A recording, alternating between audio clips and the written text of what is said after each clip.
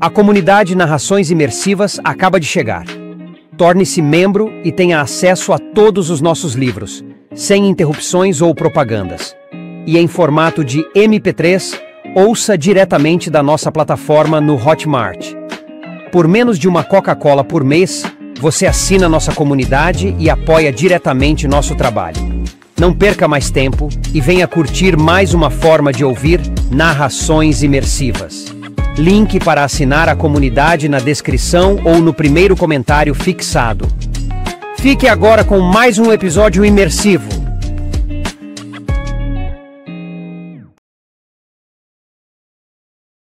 The Witcher, a saga do bruxo Geralt de Rivia. Livro 4. Tempo do Desprezo, de Andrei Sapkowski. Narração Mauro Ramos. Adormeceu, Geralt? O sussurro de Yennefer arrancou de suas reminiscências. Você ficou de me contar o teor da conversa entre vocês. A boneca estava com os olhos de botão fixos nos dele. O bruxo virou o rosto. Assim que saímos para a Arcada, a jovem de rosto esquisito, Lydia van Bredevoort, assistente de Vilgefortz. Sim, ela mesma. Você chegou a mencioná-la. Uma pessoa sem importância alguma. Como eu estava dizendo, quando saímos para a Arcada, aquela pessoa sem importância alguma parou, olhou para ele e perguntou-lhe algo telepaticamente. Aquilo não foi grosseria. Lydia não tem o dom da fala. Foi o que imaginei, porque Vilgefortz não lhe respondeu por telepatia. Ele respondeu: Sim, Lydia, excelente ideia, respondeu Vilgefortz. Vamos dar uma volta pela Galeria da Glória. Geralt de Rivia, você terá a oportunidade de lançar um olhar sobre a história da magia. Não tenho dúvida de que você conhece a história da magia, mas agora terá a oportunidade de conhecer sua história visual. Se você é um conhecedor de pintura, não se assuste. Quase todos os quadros que verá são obras de entusiásticas alunas de Aretusa. Lydia, faça a gentileza de clarear um pouco a penumbra reinante neste recinto. Lydia van Bredevoort fez um amplo gesto com a mão no ar e o corredor ficou imediatamente mais claro. O primeiro quadro representava um antiquíssimo veleiro revoluteando por entre abrolhos que emergiam de uma espumante superfície de água. Na proa do barco estava um homem de veste branca, com uma brilhante auréola acima de sua cabeça. O primeiro desembarque, adivinhou o bruxo. Evidentemente, confirmou Vilgefortz, a nau dos exilados. Jan Becker subjuga a força à sua vontade. Acalma as ondas, comprovando que a magia não precisa ser decididamente má e destruidora, mas que também pode salvar vidas. Esse fato ocorreu realmente? Duvido, sorriu o feiticeiro. O que é mais provável é que durante a primeira viagem e no desembarque, Becker e seus companheiros ficaram vomitando debruçados sobre a borda da nave. A subjugação da força só aconteceu após o desembarque, que, por mais estranho que possa parecer, foi bem sucedido. Mas sigamos adiante. Aqui você pode ver novamente Jan Becker, quando ele faz jorrar água da rocha no lugar do primeiro povoado. Já aqui, Becker, cercado pelos colonos, afugenta nuvens e detém uma tempestade para proteger os armazéns de grãos. E aqui, que acontecimento representa esse quadro? O reconhecimento dos exilados. Becker e Jean-Baptiste submetem a um teste mágico as crianças dos novos colonos para identificar fontes. As crianças escolhidas serão tiradas dos pais e levadas para Mirte, a primeira sede dos magos. Você está olhando para um acontecimento histórico. Como pode ver, todas as crianças estão apavoradas, e apenas a decidida morena, com um sorriso cheio de confiança, estende as mãos para Jean-Baptiste. Trata-se da mais tarde famosa Agnes de Glanville, a primeira mulher que se tornou feiticeira. A mulher que está a seu lado é sua mãe. Está meio triste. Essa cena coletiva. A união novigrada. Becker, Jean-Baptiste e Monk firmam um acordo com os governantes, sacerdotes e druidas. Uma espécie de pacto de não agressão e de separação da magia do Estado. Um horrendo kitsch. Vamos prosseguir. Aqui vemos Geoffrey Monk subindo o Pontar, ainda chamado àquela época de Avon y Pont ar Gwenelen, ou seja, Rio das Pontes de Alabastro. Monk navegava para Loch Muin com o intuito de convencer os elfos de lá a aceitar um grupo de crianças fontes para serem educadas por magos élficos. Talvez você se interesse em saber que entre aquelas crianças havia um menino mais tarde chamado de Gerhard de Ael. Você o conheceu há pouco? Agora, esse menino atende pelo nome de Hein Gedindaif. Aqui, o bruxo olhou para o feiticeiro.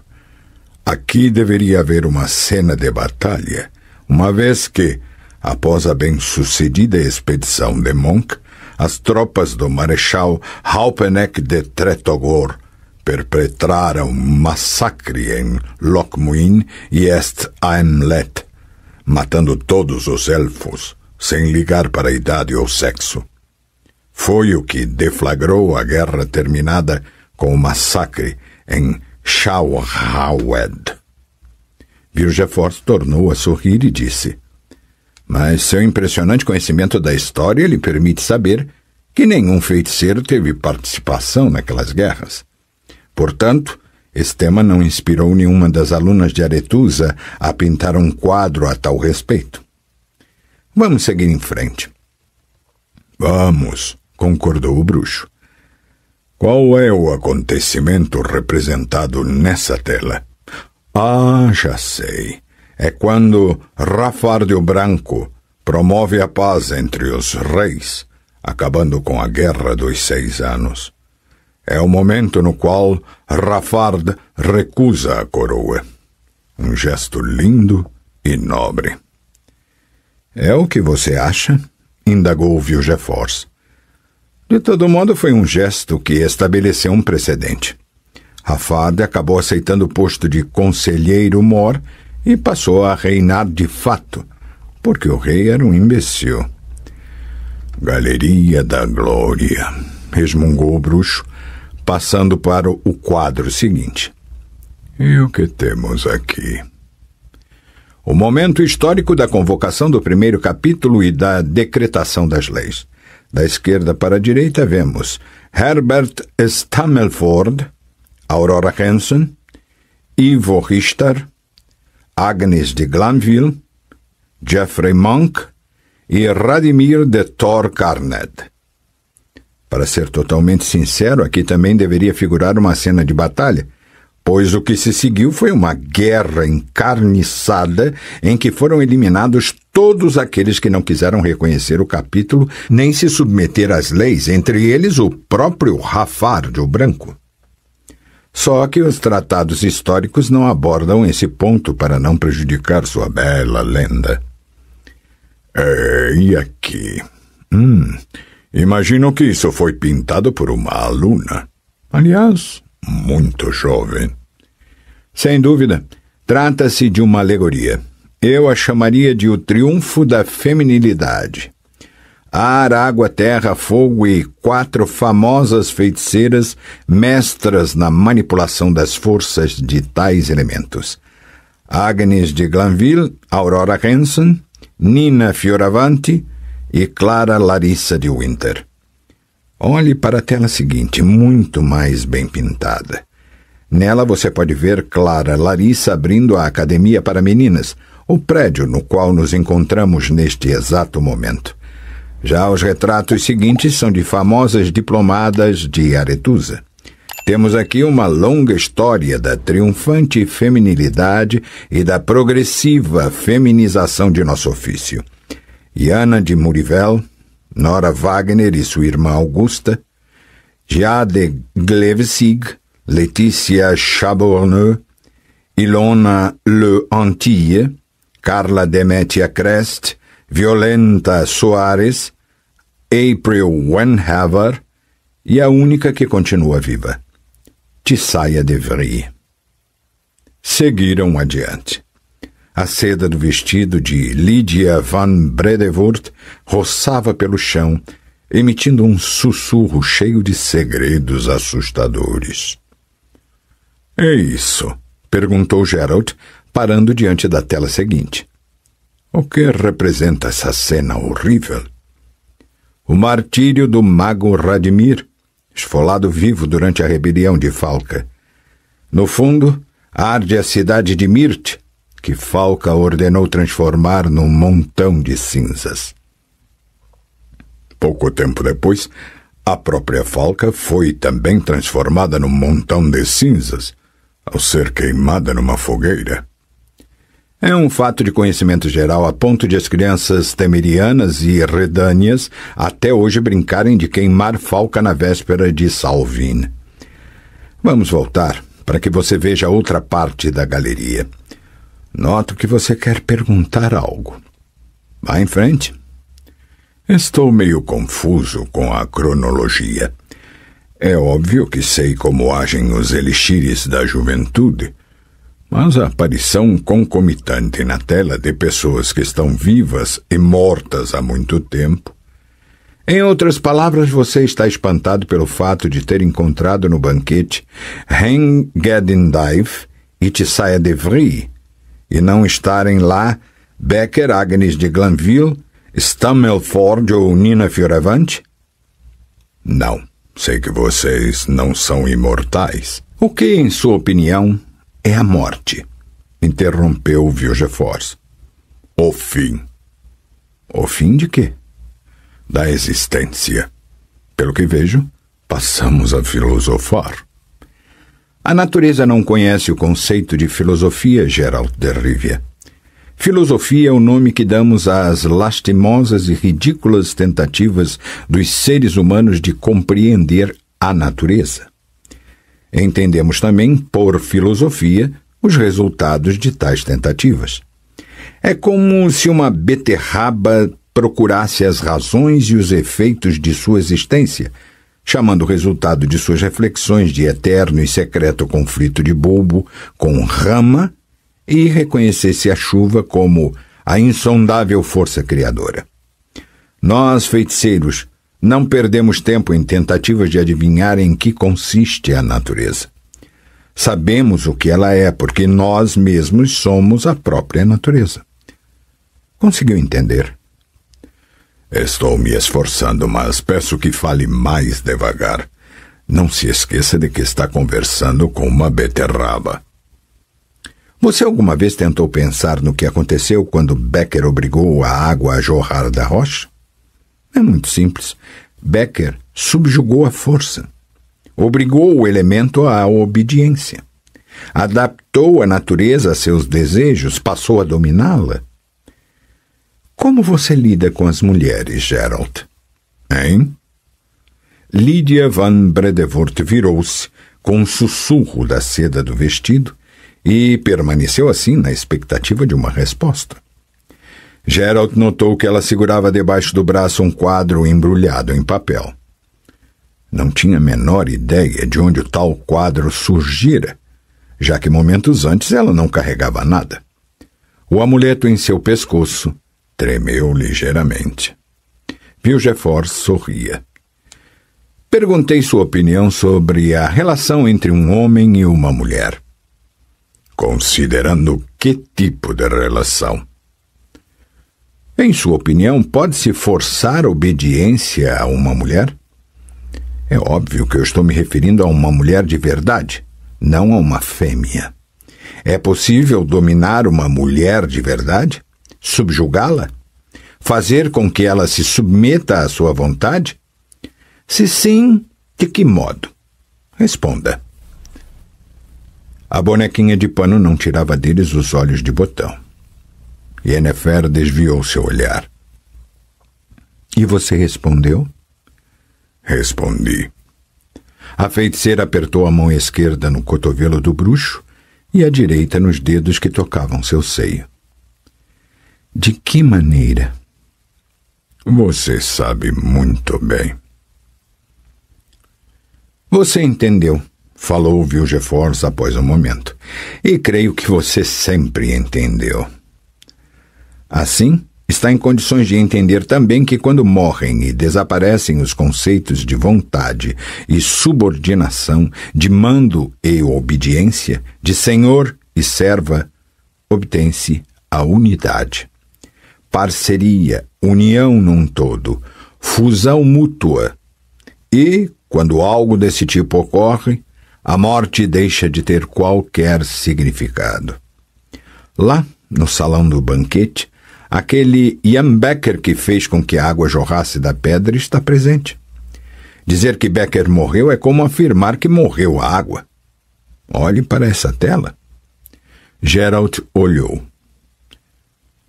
Ela é extraordinariamente bela, falou após um breve momento de silêncio, sentindo de imediato um leve tremor em seu medalhão. Lydia, sorriu Vilgefortz, lhe agradece o reconhecimento, enquanto eu lhe dou parabéns pelo bom gosto. A imagem representa o encontro de Crejen de Lod e Lara Dorren Aebshiadal, os lendários amantes separados e destruídos durante o tempo do desprezo. Ele era um feiticeiro e ela uma elfa da elite de Aen-Saevern, ou seja, das Versadas. Aquilo que poderia ter sido o começo de uma união num todo, converteu-se em tragédia. Conheço essa história. Sempre achei que se tratasse de uma lenda. O que aconteceu de verdade? Isso, respondeu o feiticeiro com voz mais séria. Ninguém sabe. Quero dizer, quase ninguém. Lydia, pendure seu quadro ali ao lado daquele.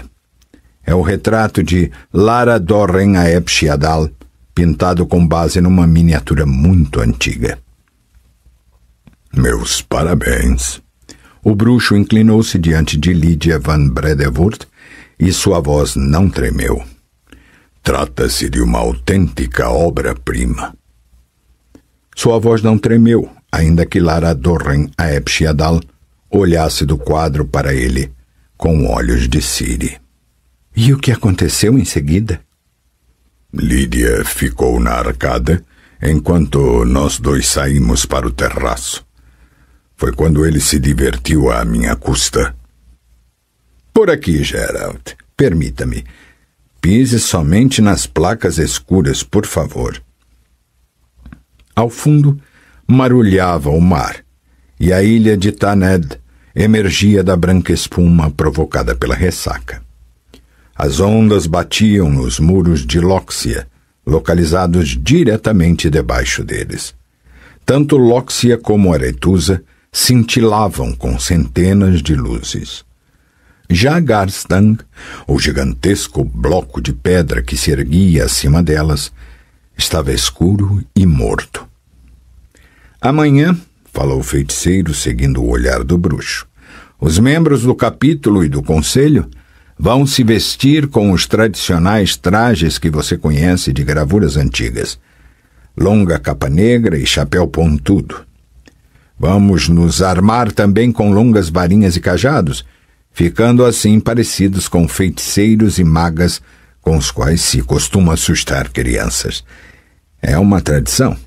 Acompanhados por alguns outros delegados, subiremos até Garstang, onde vamos discutir diversas questões numa sala especialmente preparada para essa finalidade. Os demais convivas permanecerão em Aretusa, aguardando nosso retorno e nossas decisões. Discutir em Garstang num pequeno grupo também é uma tradição? E como? É antiquíssima e ditada por considerações de ordem prática. Houve casos em que as reuniões dos feiticeiros se tornaram tempestuosas, com discussões bastante acaloradas, a ponto de, em uma delas, um raio danificar o penteado e o vestido de Nina Fioravante. Diante disso, Nina dedicou 1 ano de trabalho para cercar Garstang com uma aura incrivelmente forte e um bloqueio anti-magia. Com isso, nenhum encanto funciona em Garstang, e as discussões transcorrem num ambiente mais pacífico, principalmente quando não se esquece de tirar as facas dos partícipes antes de entrarem na sala. Entendo. E aquela torre solitária acima de Garstang é uma construção importante? É Tor Lara, a Torre da Gaivota. Uma ruína. Se ela é importante? Provavelmente. Provavelmente? O feiticeiro apoiou-se na balaustrada. Segundo uma lenda élfica, Tor Lara é ligada por uma espécie de teleportal à misteriosa e até hoje não descoberta Tor Zireael, a Torre da Andorinha. Não posso acreditar que vocês não conseguiram descobrir o teleportal. E tem razão em não acreditar. Descobrimos o portal, mas tivemos de bloqueá-lo. Houve protestos, todos queriam experimentá-lo para adquirir fama como exploradores de Tor Zireael, a mítica sede de magos e sábios élficos. No entanto, o portal está irremediavelmente contorcido e seu funcionamento é caótico. Houve casos fatais, de modo que nós o bloqueamos. Mas vamos seguir adiante, Geralt, porque está ficando frio. Ande com cuidado e pise somente nas placas escuras. Por que somente nas escuras? Esta construção já é uma ruína. A umidade, a abrasão, os fortes ventos, o sal no ar, isso tudo tem um péssimo efeito nos muros. Como uma reforma completa custaria muito caro, utilizamos uma ilusão. Um prestígio, entendeu? Não de todo.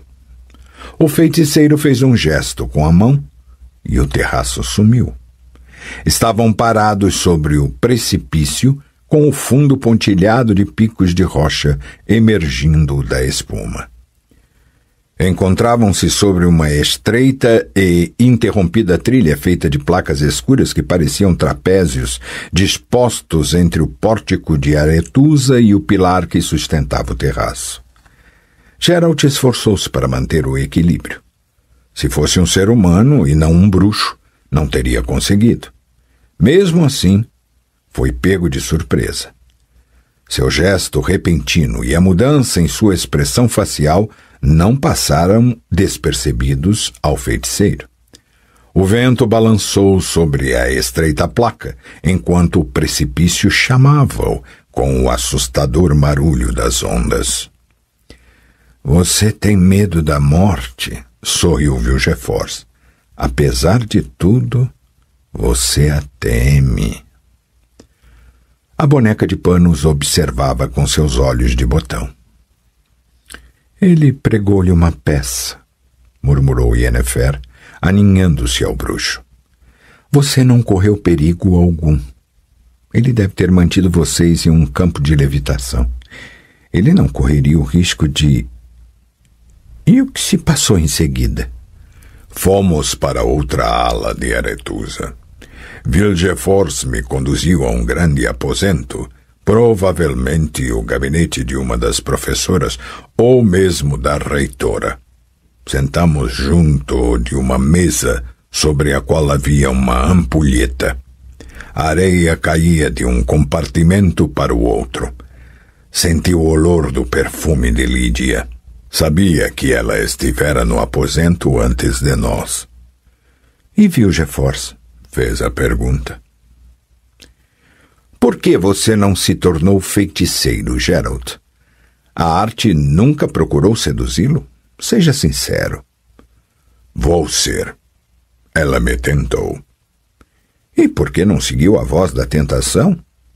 Cheguei à conclusão de que seria mais razoável seguir a voz da razão. O que quer dizer? Que os anos de trabalho na profissão de bruxo me ensinaram a nunca tentar algo que ultrapassa os limites de minhas possibilidades. Saiba, Vilgefortz, que certa vez conheci um anão que, quando criança, sonhava em se tornar um elfo. Como você imagina que ele acabaria caso tivesse seguido a voz da tentação?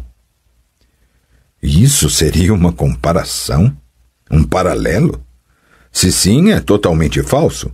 O anão jamais poderia se transformar num elfo porque não teve mãe elfa. Geralt ficou calado por bastante tempo. Bem, disse por fim, poderia ter adivinhado. Você andou bisbilhotando minha biografia. Posso saber com que intenção? Talvez, respondeu o feiticeiro sorrindo levemente. Eu ande sonhando com um quadro na Galeria da Glória. Nós dois sentados junto a uma mesa e uma plaqueta de bronze com os dizeres Vilgefortz de Roggevin firma um tratado de paz com Geralt de Rivia. Isso seria uma alegoria intitulada O Triunfo da Sapiência sobre a Ignorância, retrucou o bruxo. Eu teria preferido um quadro mais realista com o título Vilgefortz esclarece a Geralt do que se trata. Mas isso não é evidente? Não. Vilgefortz uniu as pontas dos dedos das mãos na altura dos lábios. Você se esqueceu. O quadro com o qual sonho está pendurado na Galeria da Glória. É admirado pelas gerações futuras que sabem muito bem do que se trata, que tipo de acontecimento é representado na pintura. Na tela, Vilgefortz e Geralt chegam a um entendimento pelo qual Geralt, seguindo sua verdadeira vocação, em vez de sua tendência ou a voz da razão, ingressa finalmente nas fileiras dos magos, dando um basta à sua existência insensata e sem futuro. E pensar que até recentemente eu achava que nada mais poderia me surpreender, falou o bruxo após um longo período de silêncio. Creia-me, Vilgefortz, que vou me lembrar por muito tempo desse banquete e desses acontecimentos feéricos. Na verdade, eles são dignos de um quadro intitulado Geralt abandona a ilha de Thanedd, contorcendo-se de rir. Não entendi. O feiticeiro inclinou-se levemente. Eu me perdi no meio dos floreios de seu linguajar entremeado por palavras rebuscadas. Os motivos de sua incompreensão são evidentes para mim. Nós nos diferenciamos por demais para nos entendermos. Você é um poderoso mago do capítulo, que conseguiu alcançar a unidade com a natureza. Eu não passo de um vagabundo, um bruxo mutante que anda pelo mundo e extermina monstros em troca de dinheiro. Os floreios, interrompeu o feiticeiro, acabaram sendo ultrapassados por banalidades. Nós nos diferenciamos por demais. Geralt não se deixou desviar de sua linha de raciocínio. E o pequeno detalhe de minha mãe provavelmente ter sido uma feiticeira não é suficiente para eliminar essa diferença. A propósito, quem foi sua mãe? Não tenho a mínima ideia, respondeu Vilgefortz calmamente. O bruxo calou-se de imediato. Os druidas do Círculo de Kovir, retomou o feiticeiro, me acharam numa sarjeta em Lan Exeter. Eles me acolheram e educaram, evidentemente, para ser um druida. Você sabe o que é um druida? É um mutante vagabundo que anda por aí fazendo reverências a carvalhos. O bruxo permaneceu em silêncio. Depois, continuou Vilgefortz, Durante certos rituais dos druidas, meus talentos começaram a emergir, talentos que, sem a mínima possibilidade de dúvida, permitiram definir minhas origens. Fui gerado, obviamente por acaso, por 2 seres humanos, dos quais pelo menos um era feiticeiro.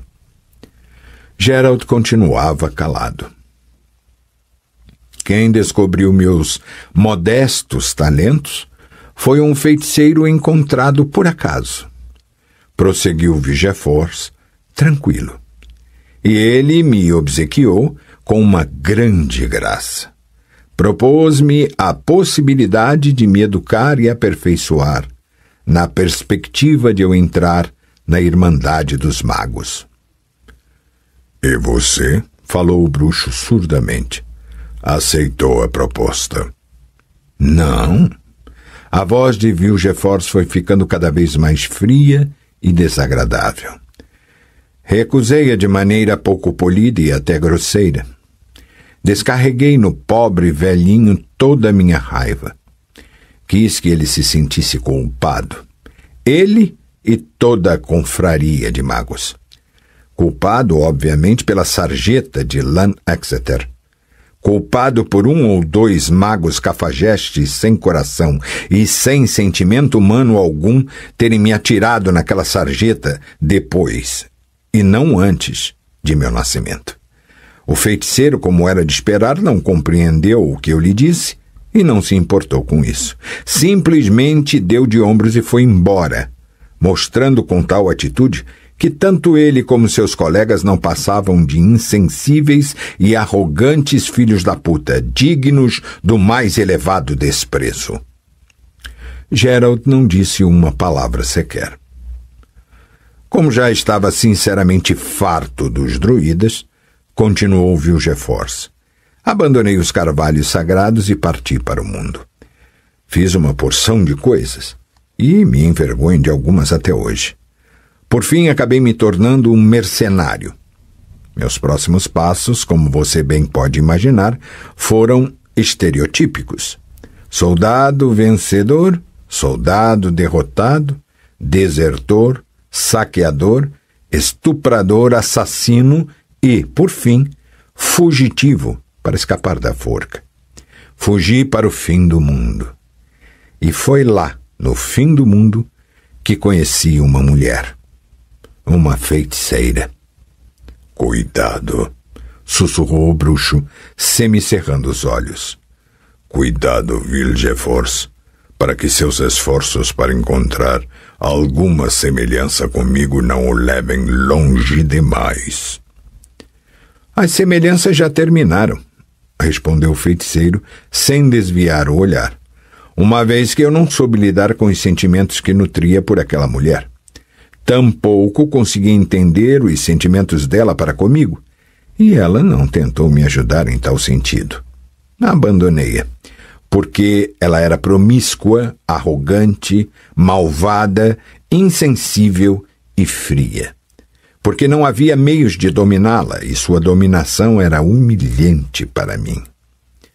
Abandonei-a por saber que ela se interessava por mim exclusivamente porque minha inteligência, minha personalidade e o fascinante mistério que me cercava apagavam o fato de eu não ser um feiticeiro.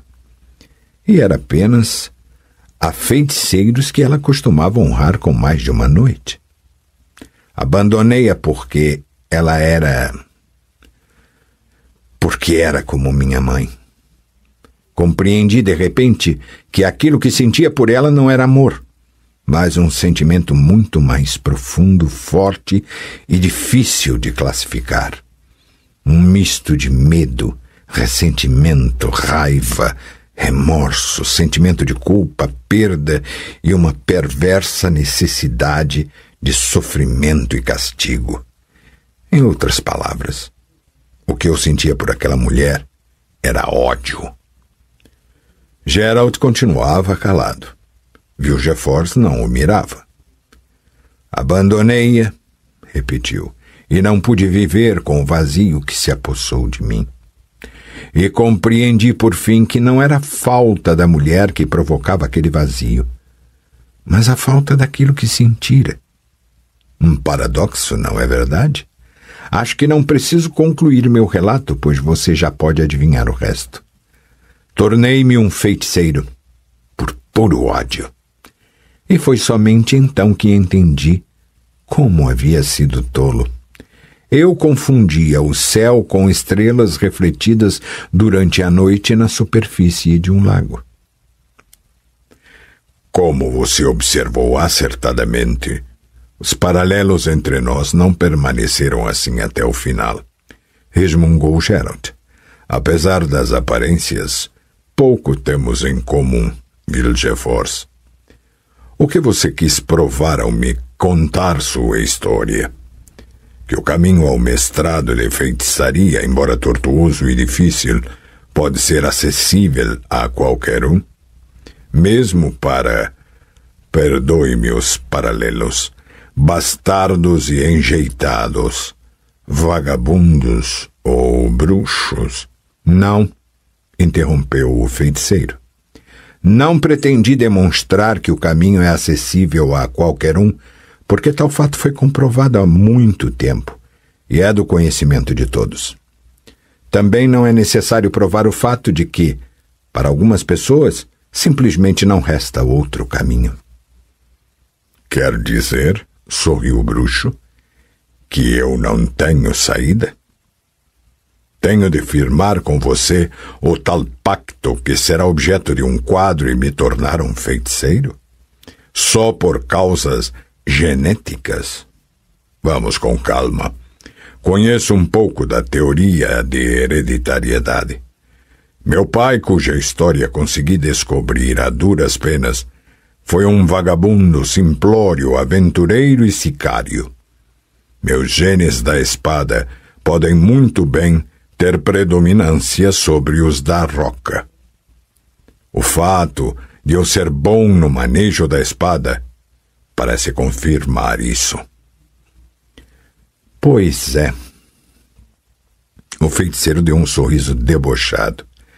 A areia da ampulheta já quase passou de um compartimento para o outro e eu, Vilgefortz de Rochevin, mestre da magia e membro do capítulo, continuo conversando, não sem prazer, com um simplório e sicário, filho de um simplório, sicário e vagabundo.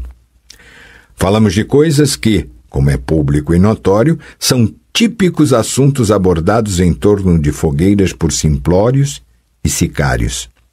Coisas como genética, por exemplo. Aliás, de onde você conhece essa palavra, meu caro sicário? Da escolinha do templo de Elander, onde ensinam a soletrar e escrever 24 runas? O que o fez ler livros em que essa palavra e outras semelhantes a ela poderiam ser encontradas? Onde você aperfeiçoou tanto sua retórica e sua eloquência? E por que você as aperfeiçoou? Para conversar com vampiros? Oh, meu caro, genético vagabundo para quem sorri te saia de frie. Meu querido bruxo e chacinador que fascina Philippa Earnhardt a ponto de suas mãos tremerem e a lembrança de quem Tris Merigold fica vermelha como um tomate. Isso sem falar de Yennefer de Wengerberg. Talvez seja até bom você não falar dela. Sobrou tão pouca areia no compartimento superior da ampulheta que quase dá para contar seus grãos. Não pinte mais quadros, Vilgefortz, e diga logo de que se trata. E use palavras simples. Imagine que estamos sentados junto de uma fogueira, 2 vagabundos assando um porco que acabamos de roubar e tentando inutilmente nos embriagar com suco de bétulas. Surge uma simples pergunta. Responda ela, como um vagabundo a outro. E como sou essa simples pergunta? Como seria o pacto que você me propõe? Que tipo de tratado deveríamos firmar? Por que você quer me ter em sua panela, Vilgefortz? Numa panela na qual, pelo que me parece, tudo está começando a ferver? O que aqui, além dos candelabros, paira no ar. O feiticeiro ficou pensativo ou fingiu ficar. A pergunta não é tão simples assim, mas tentarei responder a ela. No entanto, não como um vagabundo a outro. Responderei como um sicário a outro, semelhante a ele. Pode ser. Ouça-me, portanto, colega sicário. Haverá um conflito de grandes proporções. Uma luta de vida e morte, sem perdão. Uns vencerão e outros acabarão bicados por corvos. Sugiro-lhe, camarada, juntar-se aos que têm maiores chances, ou seja, a nós, e abandonar os outros, cuspindo neles com saliva grossa, porque não tem a mínima chance e não faz sentido você apodrecer com eles. Não, camarada, não me faça caretas, porque sei muito bem o que você quer dizer. Que permanecerá neutro, que está pouco se lixando, tanto para uns como para os outros, e que simplesmente passará todo o conflito recluso nas montanhas em Caer Morhen. Não é boa ideia, camarada. Conosco estará tudo o que você ama. Se você não se unir a nós, perderá tudo. E aí você será engolido pelo grande vazio, pelo nada e pelo ódio. Você será destruído pelo tempo do desprezo que está se aproximando. Portanto, seja razoável e, quando chegar a hora de fazer a escolha, coloque-se do lado certo, porque a hora da escolha chegará. Pode acreditar em mim. É incrível. O bruxo deu um sorriso horrível. A que ponto minha neutralidade incomoda a todos? A que ponto ela me transforma num objeto de propostas de pactos e acordos, ofertas de cooperação e explanações sobre a necessidade de fazer uma escolha e me colocar do lado certo? Vamos acabar com esta conversa, Vilgefortz. Você está gastando sua saliva à toa. Nesse jogo, eu não sou um parceiro à sua altura. Não vejo possibilidade alguma de ambos nos encontrarmos num quadro na Galeria da Glória. Principalmente se o quadro for bélico. O feiticeiro permaneceu calado. Pegue seu tabuleiro, continuou Geralt, e arrume nele os reis, as damas, os cavalos e as torres, sem se preocupar comigo, porque eu, nesse tabuleiro, significo menos que a poeira que o cobre. Esse jogo não é meu. Você afirma que terei de fazer uma escolha? Pois eu afirmo que você está enganado. Não escolherei. Vou me adaptar ao desenrolar dos acontecimentos. Vou me adaptar ao que os outros escolherem. Sempre agi dessa maneira. Você é um fatalista. Sou, embora essa palavra seja mais uma daquelas que eu não deveria conhecer. Repito, esse jogo não é meu. Você tem certeza de que não é? Vilgefortz inclinou-se por cima da mesa. Nesse jogo, caro bruxo, já está no tabuleiro um corcel negro ligado a você para o bem e para o mal pelos laços do destino. Você sabe de quem eu estou falando, não sabe? Não creio que queira perdê-la. E há somente um meio de não perdê-la. Os olhos do bruxo se estreitaram. O que vocês querem daquela criança? Só há um meio de você saber. Estou avisando. Não permitirei que lhe façam mal algum. Só há um meio de você conseguir isso. Eu lhe propus esse meio, Geralt de Rivia. Reflita sobre minha proposta. Você tem a noite toda para isso. Pense olhando para o céu, para as estrelas, e não as confunda com as que estão refletidas na superfície de um lago. A areia no compartimento superior da ampulheta acabou. Temo pelo que possa acontecer com Ciri e Yen.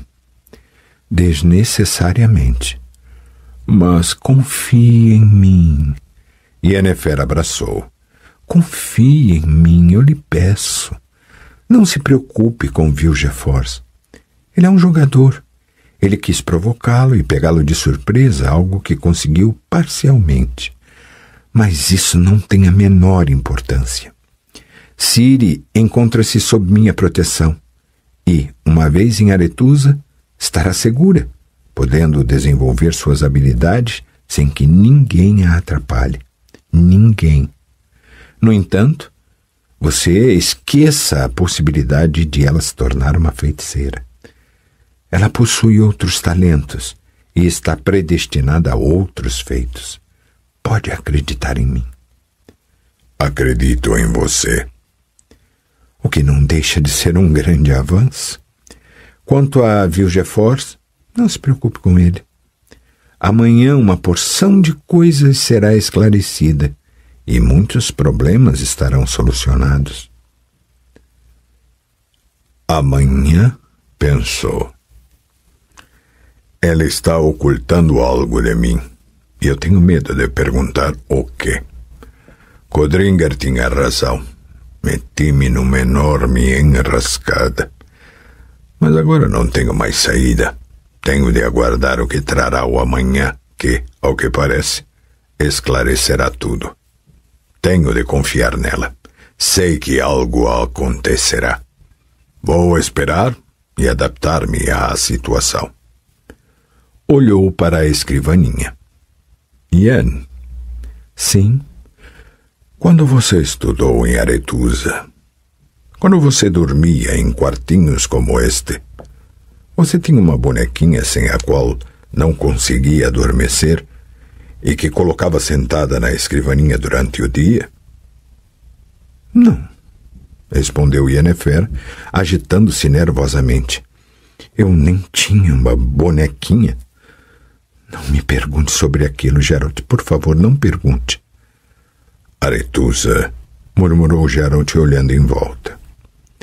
Aretusa, na ilha de Thanedd. A casa dela, onde ficará por tantos anos. E quando sair daqui, já será uma mulher madura. Pare! Não pense nem fale a esse respeito. Em vez disso, o que, Yen? Faça amor comigo. Geralt abraçou-a, tocou-a, encontrou-a. Yennefer, incompreensivelmente macia e dura ao mesmo tempo, deu um profundo suspiro.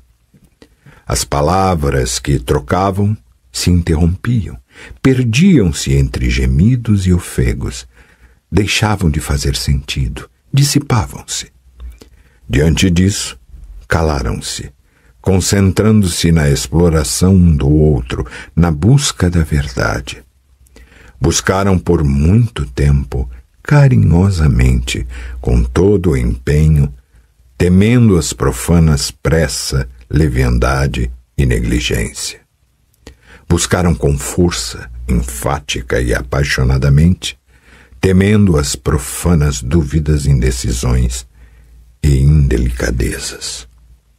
Encontraram-se, subjugaram o medo e, momentos depois, descobriram a verdade, que lhes explodiu sob as pálpebras com uma assustadora e cegante evidência, rompida pelo gemido de lábios determinadamente cerrados.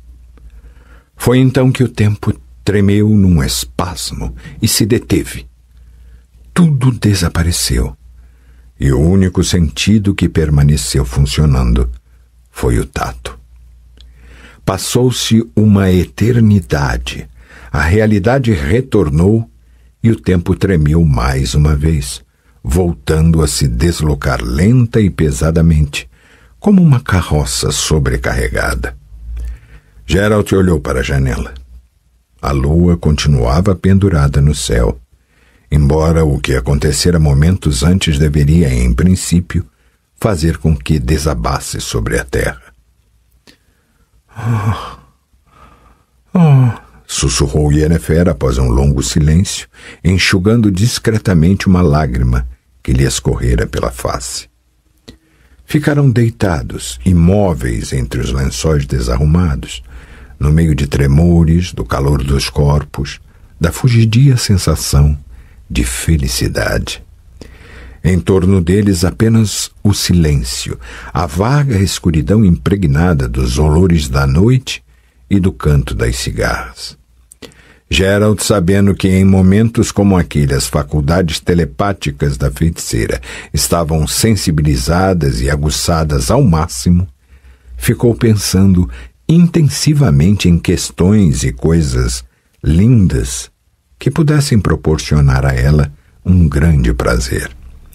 Na explosão luminosa do raiar do sol, na espessa neblina sobre a superfície de um lago nas montanhas, nas cristalinas cachoeiras das quais saltavam salmões tão brilhantes como se fossem feitos de prata derretida, nas quentes gotas de chuva caindo sobre as folhas de bardana pesadas de orvalho.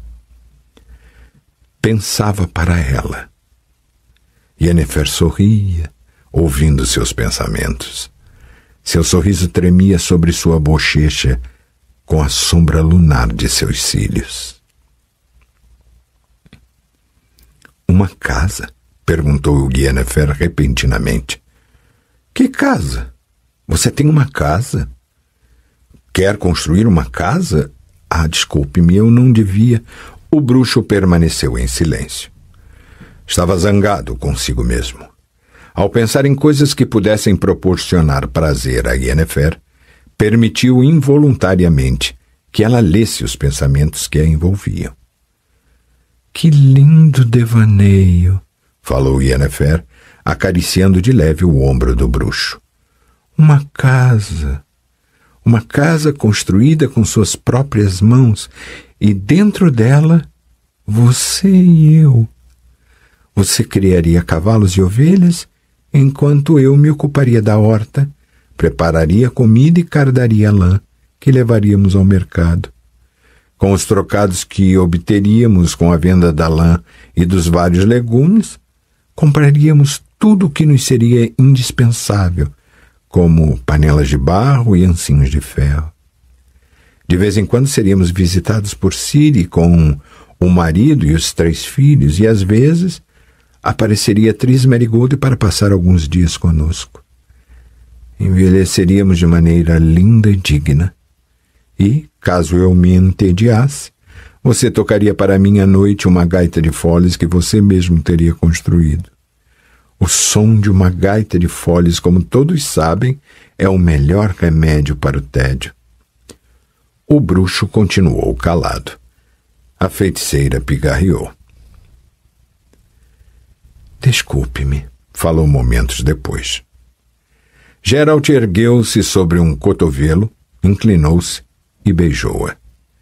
Yennefer agitou-se, enlaçou os braços no pescoço dele e abraçou-o. Em silêncio. Diga alguma coisa. Não quero perdê-la, Yen. Mas você me tem. Esta noite chegará ao fim. Tudo chega ao fim. Não, pensou ele. Não quero que seja assim. Estou cansado. Estou cansado demais para aceitar uma perspectiva de finais. Finais que não passam de começos a partir dos quais tudo tem de recomeçar. Eu gostaria... Não fale, disse Yennefer, colocando rapidamente um dedo sobre os lábios dele. Não me diga do que você gostaria, nem com que você sonha. Porque poderá se revelar que não serei capaz de cumprir seus desejos, o que me fará sofrer. E o que você deseja, Yen? Com que você sonha? Apenas com coisas alcançáveis. Quanto a mim, já o tenho. Geralt ficou calado até o momento em que ela rompeu o silêncio. Geralt. Sim. Faça amor comigo, por favor.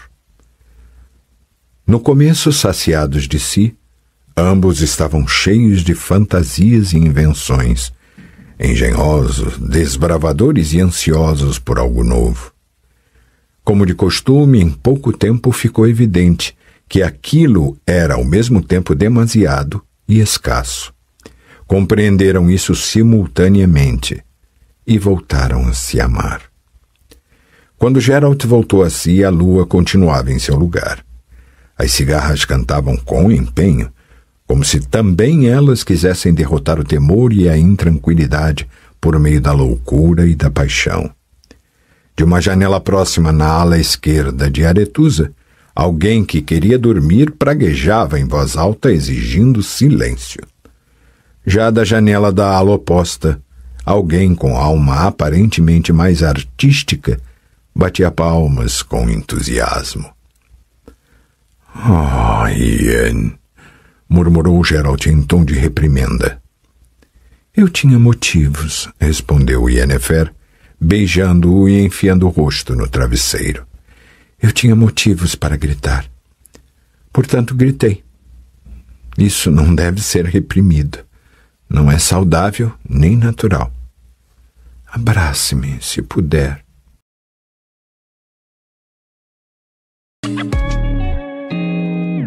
O canal Narrações Imersivas agradece por ter ouvido mais um episódio conosco. Acompanhe nossa página no Instagram e fique por dentro de todas as novidades do canal.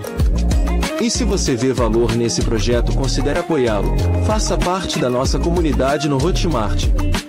Até a próxima com mais uma narração imersiva.